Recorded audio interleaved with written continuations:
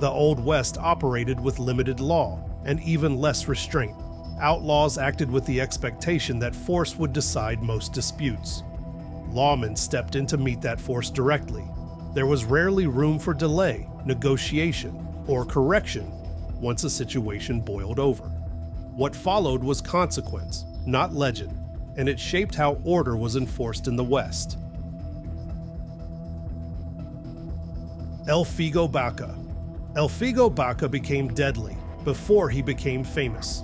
In 1884, at just 19, he arrested a drunken Texas cowboy in the New Mexico town of Frisco and triggered one of the most lopsided gunfights in Old West history. When at least 40 armed cowboys moved to take their man back, Baca barricaded himself in a flimsy adobe building and fought alone for more than 30 hours. Hundreds of rifle rounds shredded the structure. Baca returned fire methodically with pistols at near point-blank range, killing at least 4 attackers by gunshot while gravely wounding others. He survived unharmed and was acquitted in court twice. He went on to serve as sheriff and U.S. Marshal, where his reputation deterred lethal violence. He later transitioned into careers in law and politics before dying of natural causes in 1945. Jim Courtright. Jim Courtright built his law career through violence and intimidation in Texas. After serving as a Union scout during the Civil War, Courtright became a lawman in Fort Worth, rising to city marshal in the 1870s, when the town was one of the most dangerous cowports in the West. He enforced order with gunfire and fear, killing multiple men during arrests and street confrontations, and earning a reputation as a deadly quick-draw gunslinger. Courtright helped break Fort Worth's early outlaw problem, but his methods and temper eventually pushed him out of office.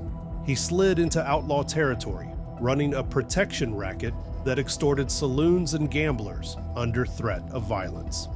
In 1887, that reputation caught up with him when he confronted saloon owner, gunslinger, and former friend Luke Short in Fort Worth. Short outdrew him and killed Courtright in a public street gunfight. The Three Guardsmen. The Three Guardsmen, Bill Tilghman, Chris Madsen, and Heck Thomas, were the blunt instrument used to pacify Indian Territory in Oklahoma in the 1890s. Serving as U.S. deputy marshals, they hunted fugitives relentlessly across Oklahoma, dismantling outlaw networks tied to the Doolin-Dalton gang, and dozens of killers who believed distance meant safety. Arrests routinely turned violent, and resistance was met with gunfire, not negotiation. Madsen supplied raw force. Thomas tracked fugitives until escape was impossible, and Tilghman coordinated the manhunts that boxed criminals in.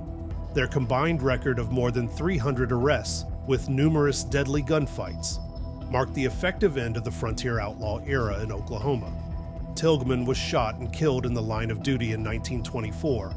Madsen died of natural causes in 1944, and Thomas retired from federal service and died quietly in 1936. Wild Bill Hickok. Hickok was one of the most feared gunmen of the early frontier, with his reputation earned and established during his lifetime. His deadliness became public in 1865 when he killed Davis Tutt in a daylight duel in Springfield, Missouri. The killing was widely reported and cemented Hickok's reputation as a man who could end a fight with a single shot. As a lawman in Hays City and later Abilene, Kansas, Hickok was involved in multiple lethal encounters while attempting to control rowdy cattle towns filled with armed men. He personally killed Phil Coe during a confrontation in 1871, although he also accidentally killed his own deputy in the chaos. Men backed down rather than test him, knowing his speed and accuracy were real. But as his eyesight failed, his edge faded. In 1876, Hickok was assassinated by Jack McCall while playing cards in Deadwood. Frank Canton. Frank Canton lived on both sides of the gun before becoming one of the most feared enforcers in the West. Born Joe Horner, he started as an outlaw in Texas, killing at least one soldier and robbing banks before fleeing north and reinventing himself as Frank Canton. Under his new name, he became a hard-edged lawman and gunman for hire, serving as a deputy sheriff, U.S. Marshal, and chief enforcer for powerful cattle interests. Canton killed multiple men while wearing a badge and became notorious in Wyoming during the Johnson County War, where he led heavily armed men against suspected rustlers, blurring the line between law enforcement and hired muscle. Though warrants were issued for his arrest after the conflict, Canton escaped prosecution and continued working as a federal marshal. He died peacefully in 1927. Dallas Stoudenmaier. Dallas Stoudenmaier built one of the most violently compressed law careers in the Old West. A Civil War veteran, he was appointed town marshal of El Paso, Texas, in 1881, and within days proved exactly how he handled problems. During the so-called 4 dead in 5 seconds gunfight, Stoudenmaier drew his pistols and killed 3 men almost immediately, with a 4th dying shortly after, turning the streets of El Paso into a killing ground and cementing his reputation as terrifyingly fast and ruthless. As marshal, he continued to use lethal force freely, with at least 10 confirmed kills. His growing list of enemies made his position untenable. In 1882, just over a year after taking the badge, Dallas Stoudenmaier was ambushed and shot dead in El Paso. John Slaughter.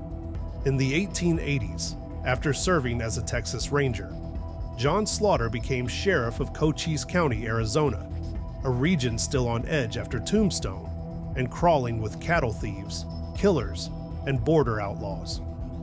Slaughter aggressively hunted rustlers and fugitives across southeastern Arizona and northern Mexico, personally killing several men and overseeing vigilante groups. He played a major role in suppressing Apache raiders and cross-border criminal gangs, often operating far from witnesses or paperwork. Slaughter's reputation was simple and effective: surrender when approached, or be shot where you stood. He served multiple terms as sheriff, surviving assassination attempts and ambushes. John Slaughter eventually retired from the badge and died of natural causes in Douglas, Arizona in 1922. Wyatt Earp. Wyatt Earp worked as a lawman in some of the most violent towns of the Old West, including Wichita, Dodge City, and Tombstone, enforcing order where armed confrontation was routine. In Kansas, he gained a reputation for using force during arrests and street fights, quickly learning that hesitation got lawmen killed. His career-defining moment came in Tombstone, Arizona, where escalating violence with the cowboy faction culminated in the 1881 shootout at the OK Corral, with Earp fighting alongside his brothers and Doc Holliday at near point-blank range. After cowboys crippled one brother and murdered another, Wyatt abandoned formal law enforcement and led a vendetta ride, killing multiple men suspected of involvement in retaliatory ambushes that blurred the line between lawman and outlaw. He survived the bloodshed, drifted west, and died of natural causes in Los Angeles in 1929. Bass Reeves. Bass Reeves served for more than 30 years as a U.S. Deputy Marshal in Indian Territory, Oklahoma, one of the most violent and lawless jurisdictions in the West. He worked largely alone, pursuing armed fugitives across remote terrain where resistance was common and usually deadly. Reeves tangled with a number of documented outlaw figures of the Old West, including Belle Starr and Jim Webb. Reeves is historically linked to at least 14 confirmed killings occurring in the line of duty. Contemporary reports from his lifetime sometimes suggested a higher number, possibly closer to 20. One of his most famous kills was Bob Dozier, a notorious fugitive who had already murdered multiple men. After a prolonged pursuit in 1896, Reeves shot Dozier when he refused to surrender and reached for his weapon. Newspapers covered the killing extensively, reinforcing Reeves's reputation across the territory. Reeves is credited with nearly 4,000 arrests, an extraordinary number given the geography and danger involved at the time. He was also known for surviving ambushes, gunfights, and decades of armed confrontations without ever being wounded, earning him the nickname the Invincible Marshal. He died in Muskogee, Oklahoma in 1910 at the age of 71.